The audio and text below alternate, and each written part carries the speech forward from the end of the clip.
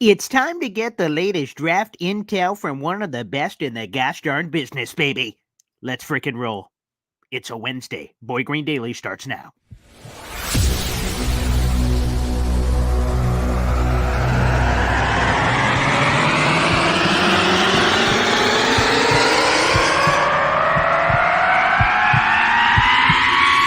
Zoinks! It is unequivocally the Super Bowl for New York Jet fans. Field Yates, baby. Field gosh darn Yates. Let's bring him on the show. Come on, people. Connor Rogers is joining the show. What's up, Connor? But Trevor gosh darn Sikkema, baby, for me, personally, my favorite New York Jet of all time. Wow, it's great to be on. What an intro that was right there. Paul, nobody does an intro like you, man. Paul, you give the best intro of literally any podcast that I've ever seen. I'm gonna lose my gosh darn bananas.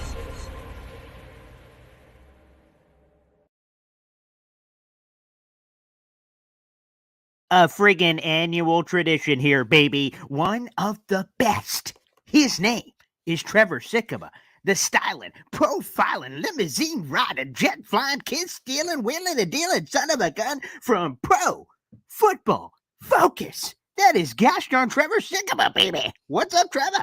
Paul, it's so good to be with you, my friend.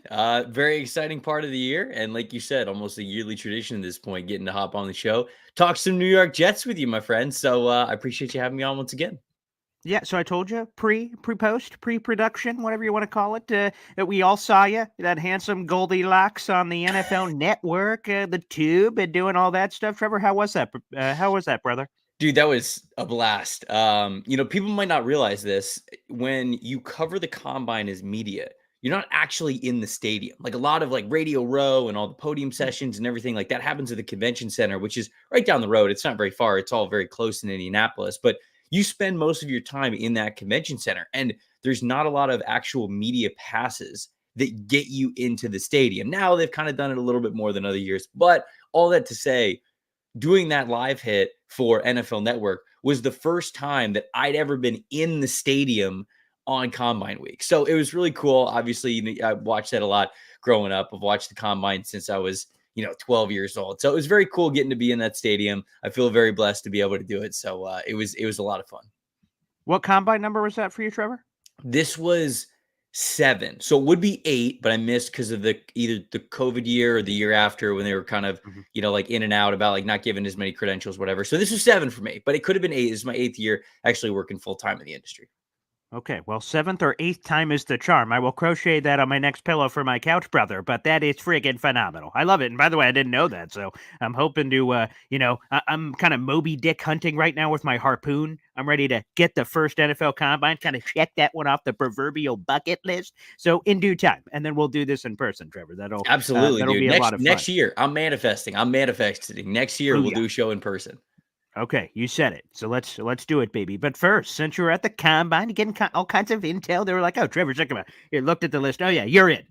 They bring in the statement. Spill some tea, baby. What were we hearing? People are in the chatty mood when we get to Indianapolis. That's what I hear. Do I hear correctly? No, was there some tea spilled? Yeah, you absolutely do. The Combine is my favorite event that we have during the NFL draft calendar, not just because it's cool to see the athletic tests and get to meet some of these players a little bit at their podium and all that good stuff, but teams, like you said, they love to talk when they get to Indianapolis. A lot of what Indianapolis is, and Brett Coleman is really big on YouTube, really big media personality. Like he said this as well. I think this was his first Combine this year. He's like, I had no idea what the Combine was. And yes, there's the things that you do during the day, but the main part of the Combine is going out to these different bars and restaurants and seeing your favorite NFL insider or media member or somebody who works for a team or like an assistant GM or a scout or something, and just, sharing a cold one with them or getting some dinner with them or whatever. And when you do that, of course, you're sitting at the table and we can talk about stuff, hey, who you guys looking at? Who you like in this class? All that kinds of stuff. And so that turns into more constructive conversations about what teams might be doing. And honestly, I would say rumors that dominated the conversation were all about what's going to happen at the very top of the draft and what's going to happen with these quarterbacks. Yeah, anytime you have a really good quarterback class, and shoot, even on years that you don't, right? Remember the Malik Willis, Desmond Ridder, Sam Howell year? It was like, we had one quarterback go in the first round that year, and it was Kenny Pickett. And the next two came off the board in the third round. And yet when we were at the combine and leading up to the draft, what were we hearing? Oh, Kenny could go number 10 overall. Malik could go as high as number 2. So no matter what, there's always this quarterback craze. But this year, it actually warrants the hype. I think we're going to match the amount of quarterbacks that we had in the 2021 first round, which was with Zach Wilson, with Trevor Lawrence, with Justin Fields, with Mac Jones, and with Trey Lance. So I think we're getting 5 quarterbacks, and it's just going to be a desperation of which teams are going to move up. And I think that was what really, really was swirling around the rumor mill, if you will, is what's Washington going to do at number 2? Are they going to trade back? Are they going to trade up? I heard a little bit of them trying to get up to number 1 to go get Caleb Williams. New England at number 3, they're not necessarily locked into a quarterback. Maybe they could be the team to trade back with a Minnesota, a Las Vegas Raiders, a Denver Broncos, something, and so that to me was the strong parts of the rumors and conversations that we were having is just trying to answer the question, what do these teams think of this quarterback class? Are they going to be desperate enough after free agency to give up a lot to try to go up to get one of these guys? Well, I do appreciate you bringing up that 2021 draft with all those quarterbacks. That's one of my favorites for Jets and Zach Wilson. So thank you for that, Trevor. I really sorry I had to do it. That's okay. A quick detour though. What is, because again, you are my Yoda. I am just your young Padawan as I'm learning here on the Combine secrets.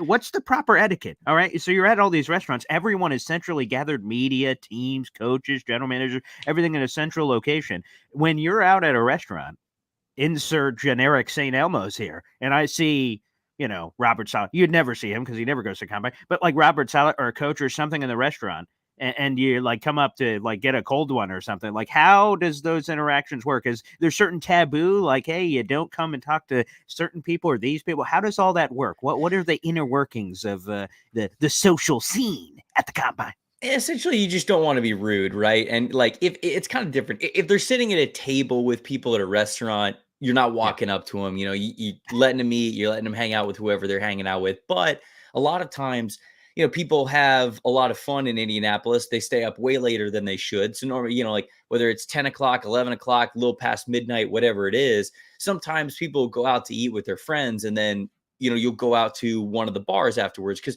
there's a lot of bars that are near where a lot of the hotels are. And so then, if you see like somebody like a scout that you recognize or a coach or whatever, and you see him in kind of a setting where it's clearly very casual, they're not having a private conversation. Sometimes you can just go up to them and say, "Hey, my name's Trevor Sikkema, work for Pro Football Focus. Really love what you guys are doing. Just wanted to introduce myself, and you like say something about the season, say something about how things are going, whatever it is."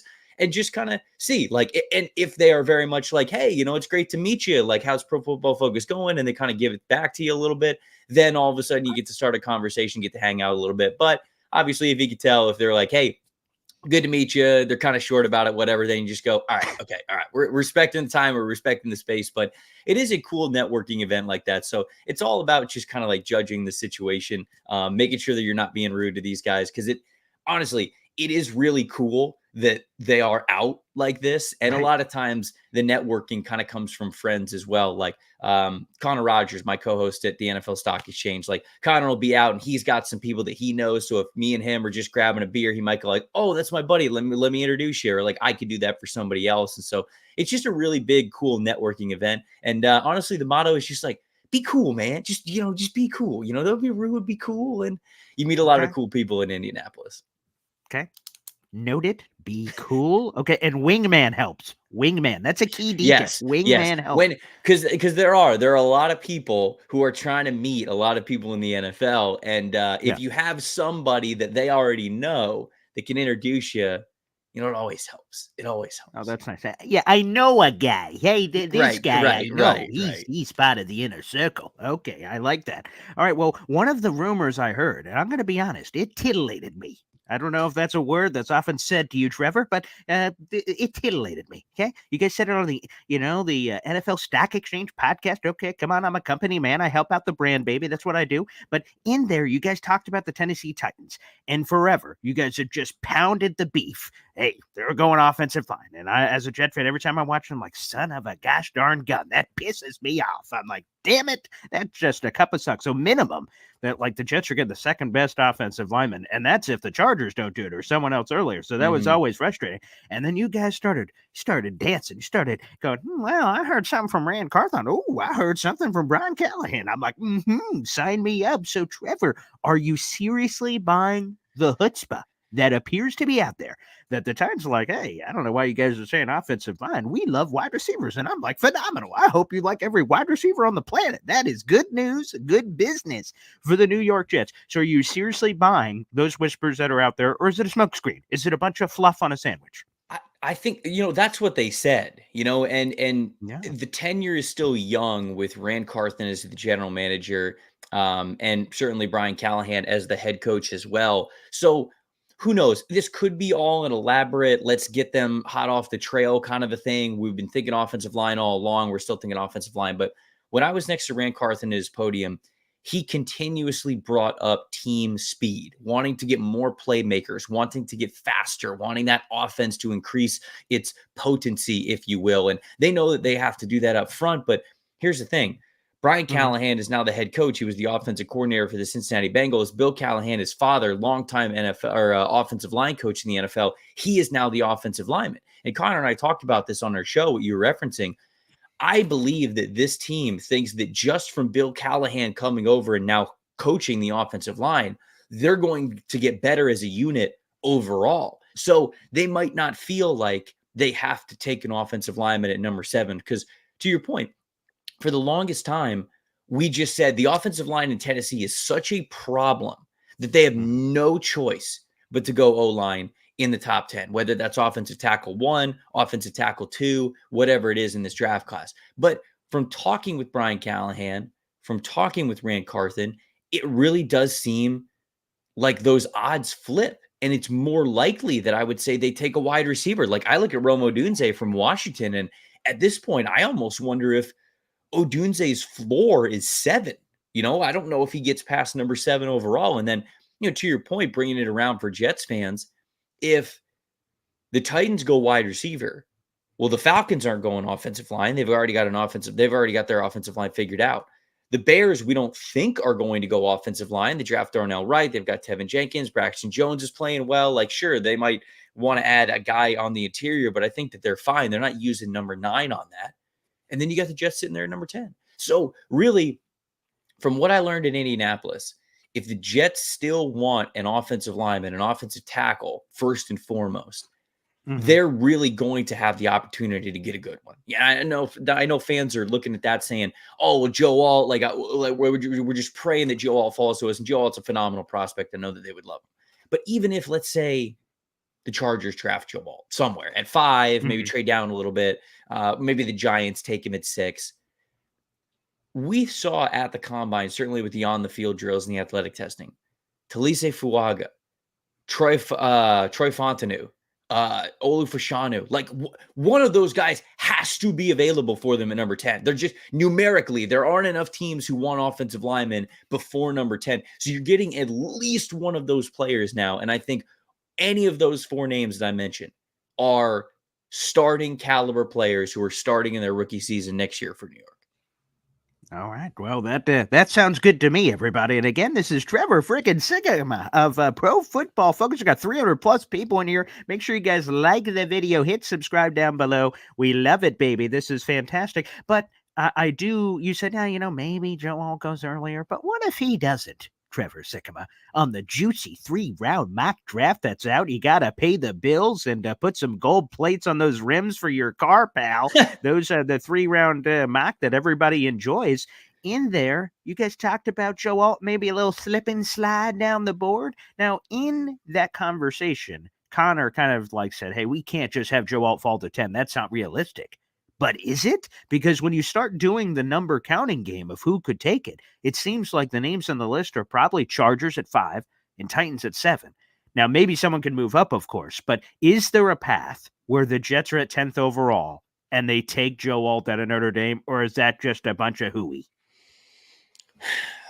I would still say that the odds are low that Joe Alt would make it to 10. But I will just say that they're higher than I thought they would have been a week ago. right? And that's really strange to say because Joe Alt actually had a great combine. Like he had a great right. on-field. He tested very well athletically for his size. He measured in well enough. The on-field drills looked great. So Joe Alt checked every single box. But to me, I think there's a higher chance that he could be available at 10 just because we do see so many of these teams starving for quarterbacks and wide receivers. And the big talk of the town, it felt like, was JJ McCarthy, it feels like, is going in the top 10 at this point. So if you throw him and the other 3 quarterbacks in there, even if you think Drake May is going to slide a little bit, Drake May is, going to get picked in the top 10 as well. I'd be shocked if he didn't. So you got 4 quarterbacks and you got 3 wide receivers who are going in the first round. In the top 10. You got Marvin Harrison Jr., you got Romo Dunze, and you got Malik Neighbors. That's 7 picks. You only need 2 other selections to not be Joe Alt, and then he falls to 10. So that's like, it is way more realistic than it should be because normally, now I'll say this too, like I heard that the Cardinals vary in on Joe Alt as well. DJ Humphries suffered an injury at the end of last year. His contract's kind of cuttable. He could not be back. They could end up, I just think he's in the conversation at number 4. Interesting. But of all the teams that, if the Patriots end up trading back from number 3, like let's say, I've seen this proposition before, Patriots trading back with the Atlanta Falcons at 8, Falcons move up, they get a quarterback, Patriots are sitting there at 8. They could very easily go offensive lineman at that point. So there are worlds that exist where I would certainly say pick 4 through 9. Joe Alt could certainly go. And like I said, I think it's more likely than not at this point. But the odds of him making it to 10, like I said at the top, higher than I thought they were a week ago. And that's nothing on what Joe Alt did. I thought he had a great week. But these teams, they want to get quarterbacks. They want to get wide receivers. And you're just now eliminating total spots that they have a chance for him to go off the board. Hey, higher chances this week than last week. Sign me up, baby. I'm not greedy. That works for me. Get it from 1% to 2%. The percentage just doubled. So, hey, as far as I'm concerned, that works. Also, Trevor, for people that don't know, you're a Florida Gator, baby. So I have to ask you because, I this is kind of sad for me. Ricky Pearsall, that was a popular Jets 3rd-round pick. Okay, this is great. Is that dream dead? Is that dream over now after the combine? Yeah, it's probably dead. He tested so well. He had a great week in Mobile at the Senior Bowl as well. Practiced for 2 days. It was very, very productive, very impressive in those 2 days. So much so that he did not practice on the 3rd day, didn't play in the game, didn't feel like he needed to. Honestly, he didn't. So he comes to the combine, tests very, very well, not only in the explosive drills, but also the agility drills too. He was a high 80s, low 90th percentile athlete in basically every single spot, which you don't often see. So, yeah, he's not going to be available in 3rd round anymore. Honestly, I think about him as a target for the Carolina Panthers to start the 2nd round at 33. Like, that's the range that I'm talking about now with him. I mean, his tape's too good. He's too great of an all-around athlete. I think he's going to end up being an early 2nd round pick now. Okay, that's right. That's somewhat depressing, but I appreciate the honesty, Trevor. That's good friends have to be honest with each other in these times. True. So 3rd round pick. The Jets have the 72 overall pick. Is it realistic that they can get a starting wide receiver at that point? Because I've heard that conversation out in the universe. Is that true? And if it is true, who are some names? Come on, Trevor. How do you solve 72 wide receiver, a position the Jets would like to address? Who are the names that Jet fans should familiarize themselves with that could fit that category? Yeah, so I was on the Jets digital show when I was at Radio Row, and they had me do like a sort of a mock draft, but also they wanted me to pick, okay, who's the pick at number 10? Who's the pick in the 3rd round, and then like give like a wild card, whether it could be the 4th round pick or somebody that they might target in free agency. And the guy that I identified in the 3rd round that I would love for them to get is Jermaine Burton from Alabama. I think Burton is really, really underrated in this class. When I watch his tape, I go, this is a 2nd round player. Now he was at Georgia, and then he was at Alabama, and he plays very fiery. He plays with a lot of emotion. And I kind of love that about him. But some people have said, yeah, he loses his temper a little bit too easily. So maybe it's an attitude thing that teams are a little bit scared of. But to me, that just shows like a fiery, competitive player. And instead, you've got a guy who's lightning quick off the line of scrimmage, loves to go attack the ball vertically, but he's got the quickness, stop and start ability to be really effective in the slot as well. So Jermaine Burton from Alabama is somebody I like, who I think could be an option for them there at, what is it, 72? I think 72 is where that's correct. they pick in the third round. So I think he's an option there. Jamari Thrash, I think, could also be an option. More of a deep threat from Louisville, who, showed that he could be more than just a deep threat player, but I think that's probably how you get him on the field early. Maybe I like Johnny Wilson from Florida State a lot. 6'6", almost 6'7", 240 pounds, runs really well, has good agility for a guy that is his size. He's just got to catch the football. Like, he's just got to, if he had stronger hands, if he had the hand strength of a player that you thought that you saw was 6'6", I mean, this guy would be a borderline, early second round pick, maybe even considered at the back end of the first round, but he just doesn't. He's got too many concentration drops. He's got too much, catch point issues, which sucks for a player who's that big, but I like him. I think he's intriguing there. Two other players that I'll shout out. Sure. Yeah. I wonder if Brennan Rice gets there. Jerry Rice's son. He's an interesting player because I think he's athletic. He just doesn't separate really well with that athleticism. I think you saw that in Mobile. Like, I thought he was going to be a better route runner and a better separator than he was at the Senior Bowl, but then he ended up being a much better contested catch player than I thought he was going to be. So super determined. Obviously, he's got the NFL Hall of Fame bloodlines to him. So he's somebody that I would shout out as another option. And then Malachi Corley is, I think, the big wild card in this class. You talk to some people, the Western Kentucky wide receiver, former cornerback, former running back, now wide receiver. He's played wide receiver full time for the last couple of years. When the ball gets in his hand, they use him in a lot of yards after catch situations, and he turns into a running back the second he catches the ball. And you love that. He got great contact balance, really good vision, can make people miss in the open field. When it comes to the nuances playing wide receiver, he's still learning it. He's still learning different kinds of releases, how to get off press coverage, how to sell things with his body when it comes to his routes and creating that little subtle separation. He's still learning a lot of that stuff. But there's some people who watch Malachi Corley and say, this is the next Deebo Samuel. I'm not quite there, because for every Deebo Samuel, there's maybe a Laviska Shenault that people thought was kind of the same player that didn't really pan out as well with that running back wide receiver versatility. But he is somebody who, if he is there as an athlete, he's really intriguing as a yards after catch guy, a guy you can scheme up some touches for. So those are a handful of receivers that, when I think about the third round, could be available for the Jets to go grab. Spicy. Okay, we just got a YouTube super chat, and this would be the inverse strategy. A lot of people say offensive tackle at 10, wide receiver in the third round. What about this? Shout out to Ron Weiss. Thank you very much, fella.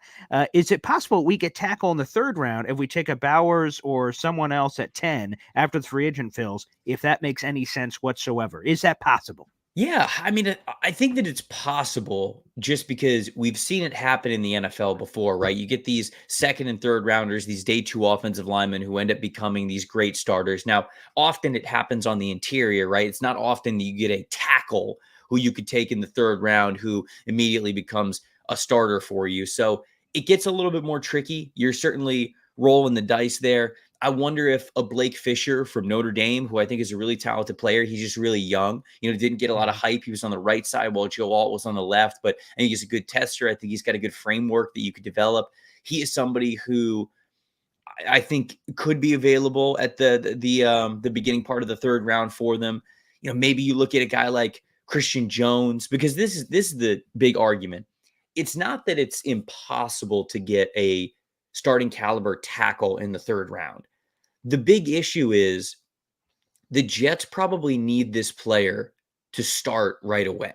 And you have a much better chance at getting a instant starting caliber offensive lineman at number 10 than you do at number 72. You could pick an offensive tackle at 72 who I could tell you could develop into a starting offensive tackle, maybe late in year one, sometime in year two, midway through their rookie contract, whatever it is. But the Jets need an offensive lineman now. And so it's hard to say, oh yeah, this guy that you could pick in the third round, he'll be available to start a tackle right away, because there just aren't a lot of those guys. If you're looking for, if they are a starting caliber offensive tackle, guess what? They're probably going earlier because the NFL is going to want to draft those guys.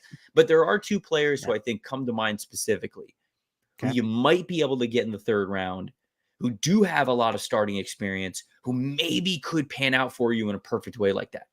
Christian Jones, the offensive tackle from Texas, is one of them. He has, I think 50 starts in his career. It's like 48, Whoa. 49, 50 Okay. starts in his Texas career. So this is a very seasoned and experienced offensive tackle. Now, a little bit limited as an athlete, but when he was at the Senior Bowl, he was playing really, really well. He very much impressed me on all those one-on-one drills and everything in practice. So really liked what I saw from him there. So that experience of a player, you're not going to start him and it's not going to be unfamiliar for him. He's not going to be this project dude. So maybe you can get him in the third round and start him there. And then the other one is Javon Foster from Missouri.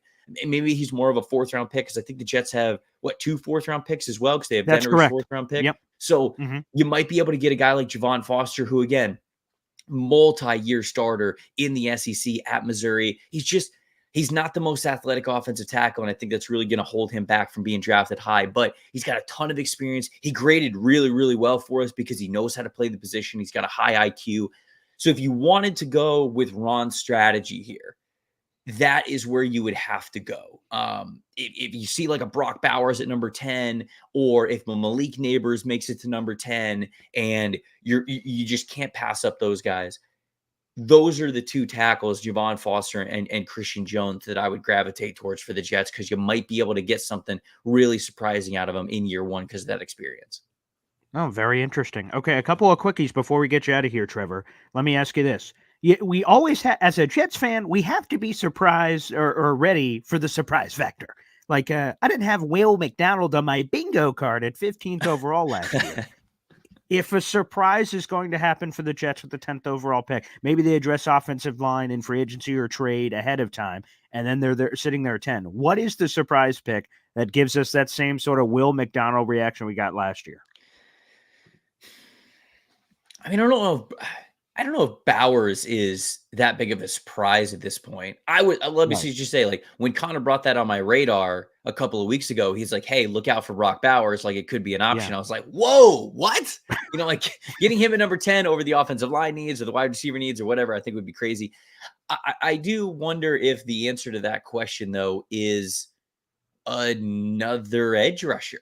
Like, if they Whoa. have edge one on the board, would they, if they lose Bryce Huff in free agency, even though they drafted Will McDonald for this exact situation, do they say to themselves, like, no, we still want a super deep edge rushing rotation? Like, do they go, no, we can't pass up on Dallas Turner's athleticism or, the type of productive pass rusher that Latu is or whatever? I'm just saying, you ask what could be a total surprise. It's either the Bowers pick or, honestly, if edge one is on the board, then they can't help themselves. Maybe that again. Because I could understand they get to that point, right? And there's been a lot of mocks I've seen. I think someone shared the stat that there's never been a top 10 where a defensive player was not selected somewhere in that top 10. But DJ's, Daniel Jeremiah's recent mock draft had no one in there. And if you're the Jets at 10, you're like, well, we could get our first whack at any defender. That's Right. my fear. Right. As the Jets convince themselves of that. They're like, hey, we have basically the number 1 overall pick in the defensive draft. Here we go. Right. So, yeah, that's a fair warning there. That's a fair warning there, Trevor. Okay. 2 more before we get you out of here, and it's this. Mm-hmm. Trevor, from what I understand, I did some research ahead of this interview. Let me get my reading glass out. Tampa Bay Buccaneers, your team. Yes. Won 7 games in 2019. Yes. Then the next year they won the Super Bowl. That did happen, yes. The Jets won 7 games in 2023. I see where you're going. Hall of Fame quarterback. Or is there? I heard you, Trevor, doing the digital show with the Jets. Ethan Greenberg, Eric Allen. You were hyping up the machine, baby. The AFC East is up for grabs. I'm like, I was ready to run through a brick wall for you, brother. When you were spitting that gospel to the universe, I'm like, yeah, let's go. I'm ready for the season right now, brother. So again, the connections, the tantalizing things. Are you in, baby? Jets Super Bowl. Well, here's the thing. I was super in on this team last year before Rodgers got hurt, right? Like, I thought that this team absolutely had. Now, I thought Miami was really strong going into the season. I think they're going to be strong again, but I'm not somebody who can trust Tua Tagovailoa week in and week out. So I feel as though that's what really holds me back from buying into Miami. It's not that they can't beat anybody any given week. They can. But certainly when you talk about late December, January, getting into the Super Bowl, do I think that Tua is going to have 6 great games in a row to get you to the Super Bowl? No. So I kind of doubt how good Miami could be with their ceiling. Bills, I think that they're still at the tail end of that winning window, but they got to figure some stuff out in free agency. They've got offensive and defensive trenches that they've got to fix. Jets obviously have their things in the trenches as well, but this is a team that's absolutely right there in the conversation. And I believed in Aaron Rodgers to be able to take this team deep into a playoff run last year. And I think the same thing this year. It's another year with the defense, and defense is kind of cyclical. So they had a phenomenal year last year. Can they maintain that really high level? But the point that I will bring up, that's the biggest difference between, I mean, there were differences, but the biggest difference between the Bucs going from a 7-win team all the way to the Super Bowl is with this Jets team currently is Tampa's offensive line was great. Tampa's offensive line was fantastic. They had Tristan Wirfs, they had Ryan Jensen, they had Ali Marpet, they had Alex Kappa, they had Donovan Smith. And if Donovan Smith, for as much crap as he gets as a left tackle, or at least he did in Tampa, if he's your worst offensive lineman, you're doing good. Like the rest of your offensive line is pretty dang good. And that unit, those 5 guys were healthy and playing well the entire season. So they had a lot of continuity, a lot of chemistry. That's what it's going to take for the Jets to even get close to the realistic dream of them getting to a Super Bowl. Is they've got to be able to fix some stuff for the offensive line and free agency. They've got to really hit a home run on one guy who could at least step in and really help them out on that offensive line. But other than that, man, I think sure they need a wide receiver, but Garrett Wilson's fantastic. You can run a passing offense through him. Breece Hall's phenomenal when he's healthy out of the backfield. And that defense, well, they were one of the best, if not the best, in the NFL last season. So they got a lot of the pieces figured out. They just need a couple of more things here between now and when the season gets kicked off. And I think it's realistic that you could talk about this team at least fighting for that division title, fighting for a home playoff game. And then from there, anything can happen. Was Mike Evans ever leaving? Be honest with me, Trevor. No, he was never leaving. And like, look, he got paid a really great contract in Tampa Bay, but I tried to tell people, because you're not the only one. I had Bills fans, I had Chiefs fans, I had Texans fans. I had so many people who were like, Mike Evans. And I was like, look, just letting you guys know, it is a business and money does talk. Mike loves Tampa. Mike's family loves Tampa. He loves the organization. He's constantly giving back to the community. Like he's so ingrained in the Tampa Bay community that I knew his agents were kind of just trying to get as much money as possible, but I really never thought that Mike Evans was going to leave. He's pretty Tampa Bay through and through. I will say it's cool. We don't get to see a lot of players spend their entire careers in one place, and that should probably guarantee. I mean, we'll see, of course, with the football world, but that should probably be guaranteed. And the last thing is this, Trevor, I didn't know this. Your future father-in-law is a Jets guy? He bleeds gangrene? So I think a lot of us Jet fans, of 350, 400 plus that are watching right now, are just going, one of us. We're getting a little bit of that. Is he, how has that affected your life? That's what I want to know. How is his Jets being shoved down your throat? Connor Rodgers, your buddy, is a Jets guy. You're getting a lot of Jets shoved in your life. I do. And I'm rooting for him at this point. Obviously, like, you're a friend of mine at this point. So it's like, I got so many friends, Will Parks, like all these dudes that I know who are Jets fans. Like, I want the Jets to do well. For as fun as Jets fans are when it comes to draft season and being like on fire for who they're going to pick and all that kind of stuff. Like, I want you guys to have a good season here. Right. Let's culminate it into the winning column and let's have a little fun. But no, my future father-in-law, a diehard Jets fan, has been his whole life. I mean, he even has an 8 Aaron Rodgers jersey that he wore to the bar last year. There's a Jets bar here in Charlotte, North Carolina, where I live. Okay. And we went to that bar for the week 1 game. And obviously, Monday Night Football. Yeah, the air got sucked out of that building real quick. But we were there early because we wanted to get wings and food and some beer. And the 30 minutes before the game, you got everybody. They rented out, the Jets fans rented out the entire downstairs area of this bar, and they're screaming, Jets, like 30 minutes before the game. We're not even in New York. And it's just like, I love that stuff. That stuff is so much fun for me. So I hope that everybody on that team is fully healthy, playing great football, because selfishly, I'd love to go hang out at that bar again. I'd love to go there for games and experience that, because that was a lot of fun. So yes, he is a diehard Jets fan, and I'm rooting for him because I want to be able to go to that bar again. Yeah, that's awesome. I hope he's. I hope he was the the rallier, the fireman Ed in there rallying the troops in there for the JTS chance. That's freaking phenomenal. Trevor, I love doing this with you, and I'm going to be honest. I'll speak for a lot of Jet fans here. I know it's not exactly the same because Connor's a Jets fan and you're this Bucks guy, but I think a lot of us, when we see you have this success, NFL Network and lead draft analyst for Pro Football Focus, the face of the franchise, the number one pick, the tribal chief of the gosh darn organization, we all say, like, it's almost like we are accomplishing those things vicariously through you. We're seeing you up there. We're like, yeah, that's our guy. Look at that success he's having. We knew he was going to be doing these things. It's a rallying cry for us as Jet fans. I just want you to know that. So when you're killing it and doing things, we're like, yeah, doing a little fist bump action. I appreciate it, man. It means a ton. I really do. I love Jets fans, not just because I'm marrying you to a family of Jets fans, but also because Jets fans have been so much fun. The NFL draft is something that I have followed and covered and been involved in since, man, the early days of me being in college, when I kind of thought that this might be something I want to do, doing the mock drafts and all that stuff. And obviously when you get into the NFL draft, Jets fans are a very passionate bunch. And so throughout my entire journey kind of in the sports industry, I have connected really well with Jets fans, and I love the passion that y'all bring. I've always loved a lot of my conversations that I have with the Jets fans. And so you guys are great with me. You're one of my favorite fan bases in the NFL. There's no question about it. Always love interacting with Jets fans. And so, yeah, I appreciate you saying the kind words, man. It means a lot.